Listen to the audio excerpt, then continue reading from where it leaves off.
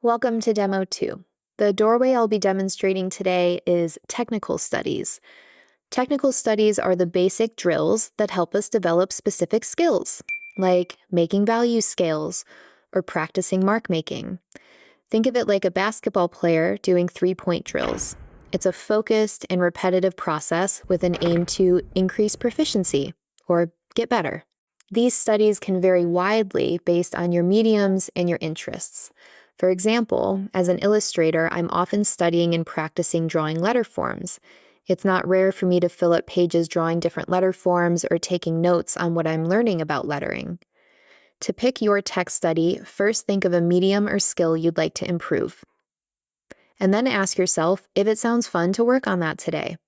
Really, this is about doorways, and I find technical studies to be a particularly hot and cold one.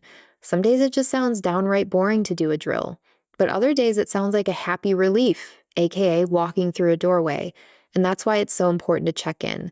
Do any technical studies feel fun to do today? If not, you can skip it, but if yes, go for it.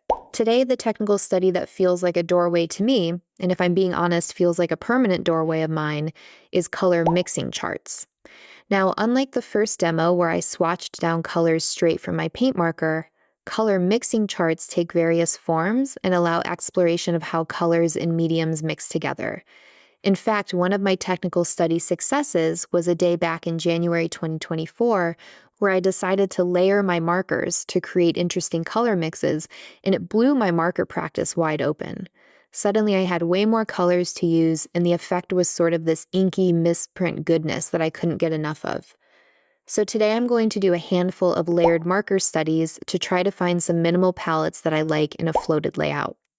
The type of study I'm going to do today is something I learned from illustrator Lindsay Stripling. It's a technique that I saw her use with gouache Neocolor crayons in a class of hers I took. You start by picking 3 colors and then color them in an overlapping triangle to see how the colors look interacting as a palette. Instead of doing a full spread today, I'm going to do my technical studies on the left side, which is a great approach when I don't have as much time to spend. In fact, this entire page from start to finish took 17 minutes, and I was really taking my time. Feel free to follow along with the type of study I'm doing, even if your color medium is different from mine. Or, of course, you can follow your own medium and technical study of choice. Once you've got your technical study picked out, grab your materials and choose a fitting layout. The materials I'll be using for this demonstration are Tombow dual brush markers, a pencil, eraser, and my sketchbook. But of course, your setup may look a little different. With guidelines 1 and 2 followed, it's time to focus on starting and finishing the page. I want to draw some very simple guidelines to keep my floated color studies neat on the page. So I'm first deciding how many I want to do. 6 feels a little sparse, so I'm going to do 8 color studies. So I draw a basic grid with a line down the middle, then I'll divide each side into quarters. In order to pick each trio of colors, I'm going to get out my color swatches, which are separate cards that show each color marker I have. While it's handy to have a color swatch chart in my book to have on the go, having standalone color swatches is so helpful for building strong palettes. As I flip through the cards, I'm on the lookout for colors that grab my attention and pairing them with colors that might interact in an interesting way. The first 3 I land on are 55, 673, and 873, so I'll grab those markers now. I'll start by jotting down the color codes, and with my first color, in this case yellow, I'll draw a thick side of a triangle. Then I'll use my second color to draw a second side of the triangle, overlapping the first color at the top for a really pretty yellow-orange. Finally, I'll use my cool pink to draw the base of the triangle, overlapping both colors at each end. See how this study provides a harmonious palette of 6 colors? 7 if you layer all 3 colors together. Let's do another one. For the second one, I'm going to swap out 873 for 603, a lavender color, as I want to see how the yellow and purple will interact. Did you know that violet and yellow sit across each other on the color wheel, and any colors that are opposite each other, when mixed, create a neutralized color? Sure enough, as soon as that purple crosses the yellow ink, I get a really awesome mustardy yellow.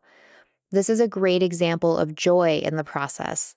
Seeing this bright yellow become grainier and dirtier from this layered color feels so satisfying to me.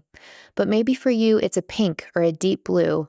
The point is to be mindful during the process so you can actually receive that moment of joy or satisfaction. For my third study, I land on 55, 803, and 276. I write the number codes and draw my triangle. The first two studies had values that were pretty close together, but as I choose trios that have light, medium, and dark colors, I'm going to take more care to draw my triangles from light to dark. The marker tips clean themselves as you use them, but if I can help it, I still try to layer light to dark. For my fourth study, I land on a punchier palette of 743, 905, and 528. I love that even though the blue layers to make much darker colors, those dark colors are still distinguished from each other, with the pink turning the blue into a purple and the warm red turning it into a deep neutral, closer to brown. For my fifth study, I land on 98, 228, and 817, and this palette feels more balanced than the previous ones. For study 6, I bring in a neutral, N52, and group it with 26 and 873. For study 7, I wanted to play with primaries, so I choose 26, 528, and 856. I am feeling pretty obsessed with the retro rainbow hues that this palette produces. For my final study, I go with a little RGB, or red, green, blue action, and land on 526, 177, and 873. With my studies done, I can erase my guidelines and date the page. This spread in real time, including flipping through swatches, took 17 minutes. With the page finished, I've completed 3 guidelines, and now it's time for number 4, reflecting. You're welcome to reflect mentally, but I find physically writing notes makes me more constructive and keeps the wisdom available. In either case, you want to ask yourself, what do I like about this? What did I like about making it? What do I dislike? What did I dislike about making it? When I reflect on this piece, here's what comes up for me. These 2 first palettes would be really pretty for flowers, and I love the boldness of the third and fourth. 5 feels balanced, and I'm intrigued at making a repeat with it. 6 could use another layer of color or a slightly darker gray. I'm obsessed with 7, and I'm soothed by 8. There's not really anything constructive here, except it was good for me to layer from light to dark. Now I've got some fresh color palettes to use, which in themselves are doorways for the future.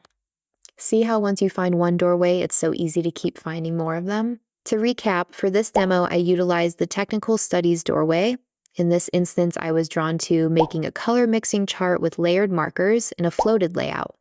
I finished the page, and I reflected on each color mix.